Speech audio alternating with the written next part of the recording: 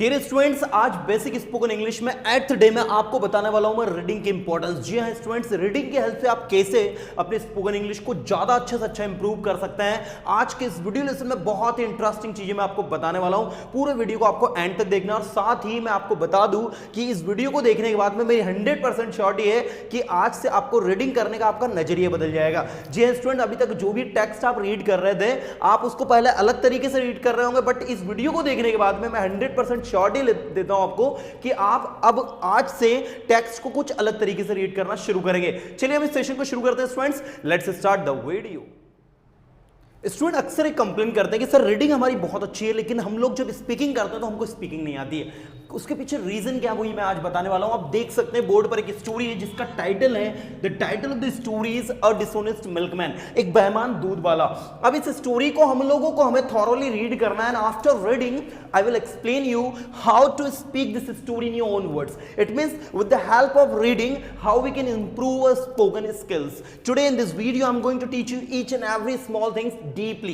Now here you can see the first line of the story is a milkman became very wealthy through dishonest means. A milkman, आप देख सकते हैं यहां पर हमने a milkman लगाया है। became जो कि V2 है वो आपकी सेकंड फॉर्म है। very wealthy, wealthy it's an adjective, very adverb है। through dishonest means through यहां पर preposition है और dishonest means एक नाउन फ्रेजेस है जिसका मतलब होता है बेईमानी का तरीका। अब यहां पर अगर हम इस पूरे लाइन के मतलब को निकालें तो मतलब निकल रहा है कि एक दूध वाला बना बहुत अमीर बेईमानी के तरीके से। थ्रू का मतलब यह निकल रहा है के माध्यम से, बेईमानी के माध्यम से, बेईमानी के तरीके से एक दूध वाला बहुत अमीर बन गया। This is the meaning of the line, right. अब यहां पर हमने इस लाइन को पढ़ा तो एक बात अच्छे से दिमाग में क्लिक कर ले आज कि मैक्सिमम सेंटेंसेस किसी भी स्टोरी में जो होते हैं वो सिंपल पास्ट में होता है। इसका मतलब कि अगर आपको कोई पास्ट का इंसिडेंट सुनाना है so you have to use simple past tense guys. आपको सिंपल पास्ट टेंस का यूज करके उस स्टूडेंट को उस पर्टिकुलर स्टेटमेंट को सुनाना होगा। अब हम आगे देखते हैं। ही हैड टू मैंने ऑलरेडी आपको पढ़ाया है बेसिक इंग्लिश में, जिसका मतलब होता है पढ़ता था। ही हैड टू से पढ़ता था, क्रॉस करना पड़ता था अ रिवर, एक नदी। ये देखो रिवर के आगे भी लगा है अ रिवर डेली, रोज, टू रीच द सिटी, शहर पहुंचने के लिए, वेयर हिज कस्टमर्स लिव्ड, जहां उसके ग्राहक रहते थे, जहां उसके कस्टमर्स रहते थे। सो यहां पर इस लाइन का मतलब निकल रहा है कि he had to cross a river daily to reach the city where his customer lived, जहां उसके ग्राहक रहते थे। तो रोज उसको एक नदी को पार करना पड़ता था टू रीच द सिटी, शहर पहुंचने के लिए। टू रीच द सिटी यहां पर टू इन्फिनिटिव स्टूडेंट, इसको आप किसी भी सेंटेंस के लास्ट में लगा सकते हैं, वो टेंसेस मोडास किसी का भी सेंटेंस हो सकता है। तो he had to cross a river daily, रोज उसको एक नदी को पार करना पड़ता था टू रीच द सिटी, शहर पहुंचने के लिए। वेयर हिज कस्टमर लिव्ड, ये आपकी एक डिपेंडेंट क्लॉज है। वेयर हिज कस्टमर लिव्ड, जहां उसके कस्टमर रहते थे। ये आप देख सकते हैं अगेन सिंपल पास्ट टेंस यहां पर यूज हुआ है एक डिपेंडेंट क्लॉज के साथ में। वेयर हिज कस्टमर लिव्ड, जहां उसके ग्राहक रहते थे, कस्टमर रहते थे। नेक्स्ट है ही मिक्स्ड। अब देखो मिक्स्ड अगेन आपका V2 आ रहा है सिंपल पास्ट टेंस। ही मिक्स्ड, वो मिला देता था the water of the river. आप देखो नदी का पानी, जबकि पानी के आगे आर्टिकल द नहीं लगता है, लेकिन आप एक निश्चित पानी की बात कर रहे हो। कौन सा पानी? वही नदी का पानी जिसके बारे में हम लोगों ने अभी बात करी शुरू में। तो ये निश्चित पानी हो गया इसलिए द लगा यहां। He mixed the water of the river generously. Generously का मतलब होता है स्टूडेंट बहुत आसानी से, सुविधा से, उदारता से, जिसमें उसको कोई कठिनाई नहीं हो। सो ही mixed The water of the river generously, it's an adverb, with the milk, दूध के साथ, that he sold, that मतलब होता है जिसे, ये that यहां पर जिसे का मतलब दे रहा है। that he sold, जिसे वो बेचता था, V2, that he sold for a good profit, जिसे वो अच्छे लाभ पर बेचता था। one day, एक दिन, he went, V2, you can see the simple past again, one day he went for collecting। अब for preposition लगाकर हम लोगों ने collect में ing लगा दिया, इट्स वर्ब। याद रखना किसी भी preposition के बाद में यदि वर्ब आएगी तो वर्ब में ing लगता है। तो for collecting मतलब कलेक्ट करने के लिए। एक दिन वह गया कलेक्ट करने के लिए the dues, क्या कलेक्ट करने गया? dues means remaining amount। You understand that the milkman doesn't get the lump sum amount, you know, वो dues जो है वो कलेक्ट करने के लिए मंथली मंथ के एंड में आता है। So one day he went for collecting the dues in order to is a phrasal preposition everyone, phrasal preposition in order to, यहां पर आप देखेंगे तो ये phrasal preposition है। order यहां पर भी preposition, यहां पर भी preposition और बीच में noun, इसी preposition को कहते हैं हम लोग phrasal preposition। तो in order to का मतलब होता है के वास्ते, के लिए, तो वो किसके लिए गया भाई? Celebrate the wedding of his son, अपने बेटे की शादी करने के लिए एक दिन वो रिमेनिंग अमाउंट कलेक्ट करने के लिए शहर गया। राइट आप समझ रहे होंगे क्या मतलब निकल रहा है? विद द लार्ज अमाउंट, अब बड़ी रकम से, दस कलेक्टेड, दस का मतलब होता है स्टूडेंट्स इस प्रकार, तो इस लाइन का मतलब निकल रहा है कि इस प्रकार उसे बहुत बड़ा अमाउंट क्या हुआ? कलेक्ट हुआ। तो कलेक्ट भी आपका सिंपल पास्ट टेंस है, ठीक है। विद द लार्ज अमाउंट दस कलेक्टेड, इस तरीके से एक बड़ी रकम उससे कलेक्ट हुई। ही परचेज्ड, उसने खरीदे, V2 simple past tense again. He purchased plenty of rich cloth, the word plenty of, ample of, जिसका मतलब होता है पर्याप्त मात्रा में, आप ये लिखते चलें, प्लेंटी ऑफ का मतलब होता है पर्याप्त मात्रा में। तो he purchased plenty of rich cloth, rich cloth means महंगे कपड़े, expensive cloth, and glittering gold ornaments, glittering means होते हैं चमकदार, गोल्ड मतलब होता है सोना, और ऑर्नामेंट्स मतलब होती है ज्वेलरी, गहने। सो उसने क्या किया? He purchased plenty of rich cloth and glittering gold ornaments. अब आपने स्टोरी को यहां तक पढ़ा, अब इस पूरी स्टोरी को यहां तक पढ़ने के बाद में you have to memorise it, that once upon a time there was a milkman and the milkman was very much greedy. Just try to speak this story in your own words, because when you speak this story in your own words, trust me guys, you are going to learn a lot.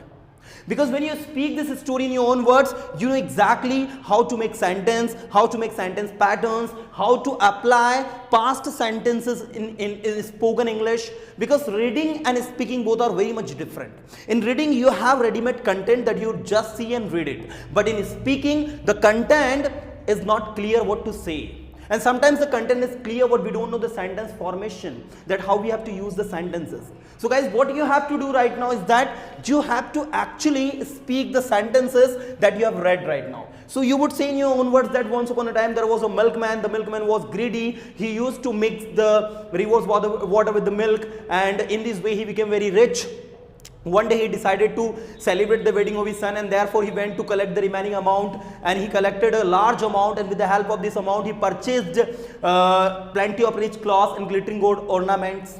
That's overall, right? तो इस तरीके से आपने यहां तक पढ़ने के बाद में स्टोरी को एक बार आपने शब्दों में बोला।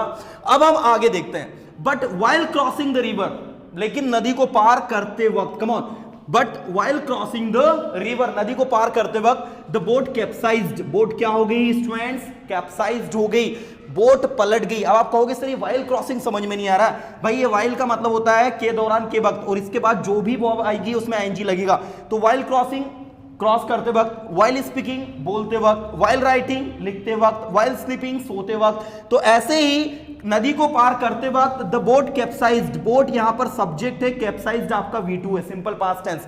बोट कैप्साइज्ड हो गई, बोट पलट गई, and all his costly purchases, और उसकी सारी महंगी खरीदारी, कॉस्टली परचेसेस महंगी खरीदारी, वर स्वेलोड, ये पेशियों में बना है, वर स्वेलोड, स्वेलो यहां पर V3 है, वर स्वेलोड बाय द रिवर, नदी के द्वारा स्वेलो कर लिया गया, निगल लिया गया। You can see over here guys, the milk vendor was speechless with grief. अब जो दूध वाला है, राइट, वो क्या हो गया भाई? स्पीचलेस हो गया। आप वेंडर, अगर आपको वर्ड याद नहीं हो रहा, आप मर्चेंट वर्ड भी याद कर सकते हैं, ठीक है। मिल्कमैन भी लिख सकते हैं कि the milkman was speechless with grief, grief का मतलब होता है दुख, दुख से दूध वाला जो है वो क्या हो गया? स्पीचलेस हो गया। तो हुआ क्या भाई? So while crossing the river, the boat capsized and all his costly purchases were swallowed by the river. नदी के द्वारा swallow कर लिया गया, मतलब सारी चीजें नदी में समा गई, नदी के द्वारा सारा सामान निगल लिया गया। The milk vendor was speechless with grief.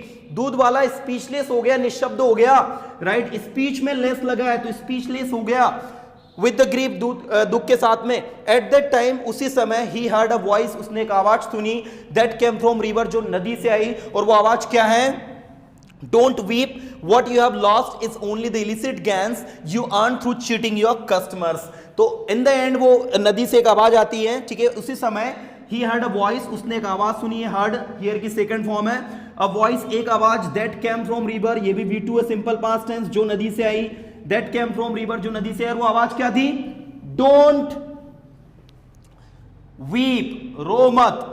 What you have lost, what का मतलब यहां निकल रहा है जो, you have lost, आपने खोया है, is only the illicit earning, illicit earning मतलब होता है स्टूडेंट्स अवैध कमाई, इलीगल अर्निंग भी लिख सकते हो आप इसको। यू गैन, तुमने कमाया, थ्रू चीटिंग योर कस्टमर्स, अपने कस्टमर्स को चीट करके। So the moral of the story is honesty is the best policy.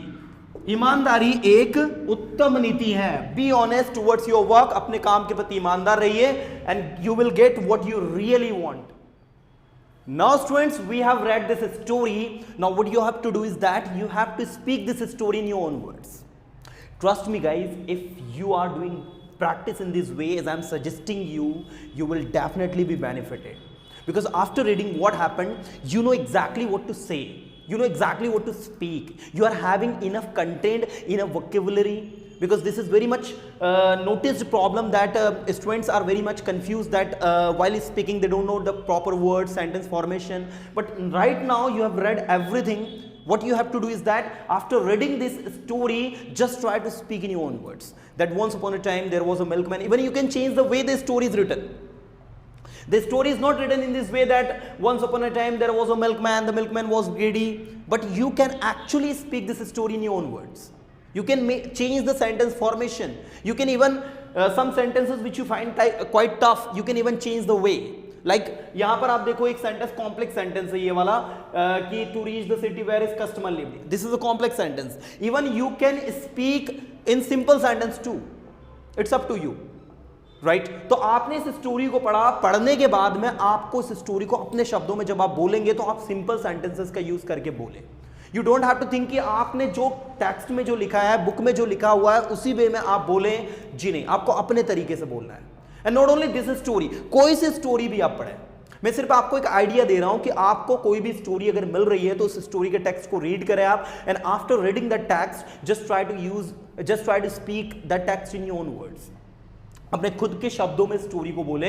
And trust me guys, when you speak this story in your own words you will really feel some sort of changes. You will feel कि यार इसको बोलना उतना tough नहीं है जितना हमको लग रहा था. आपके अंदर वो डायनेमिक चेंजेस आपको देखने को मिलेगा जो आपने कभी नोटिस नहीं किया है. सो डियर स्टूडेंट्स, आज के इस 8th डे में मेरा पर्पस था आपको रीडिंग की मदद से स्पोकन इंग्लिश को इंप्रूव करना. अब मैं उम्मीद करता हूं कि आज से जब भी आप इंग्लिश में कुछ भी रीड करें उसके अंदर सबसे पहले तो टेंस देखिए आप कि कौन सा टेंस है. अगर कोई स्टोरी आप पढ़ रहे हो तो मेरी गारंटी है कि आपको मैक्सिमम सेंटेंस सिंपल पास्ट के मिलेंगे. क्योंकि कोई भी स्टोरी के अंदर कोई भी इंसिडेंट जो होता है वो ऑलरेडी हो चुका होता है पास्ट में, और वो सारा इंसिडेंट, सारी घटनाएं सिंपल पास्ट टेंस में जाती हैं. तो आप जब भी, और छोटी छोटी स्टोरी पढ़नी है आपको, कोई बहुत लेंथी और बड़े बड़े नॉवेल्स नहीं पढ़ने हैं. आपको छोटी छोटी सिंपल स्टोरीज पढ़नी है. इंटरनेट पर बहुत सारी स्टोरीज अवेलेबल है, आप वहां से उनको पढ़ सकते हैं. या फिर कोई स्टोरी की छोटी सी बुक जो है मार्केट से खरीद सकते हैं और उसके अंदर जो स्टोरीज इंग्लिश में दी है उनको आप पढ़ सकते हैं. इन शॉर्ट, आप जब अपने आप को इंप्रूव कर रहे हैं तो हर संभव वो पूरी कोशिश आप करें जिससे कि आप ज्यादा से ज्यादा अपने आप को इंप्रूव कर सके. ये स्टोरी का मैं स्क्रीनशॉट लेकर भी आपको हमारा जो टेलीग्राम ग्रुप है उसमें सेंड कर दूंगा.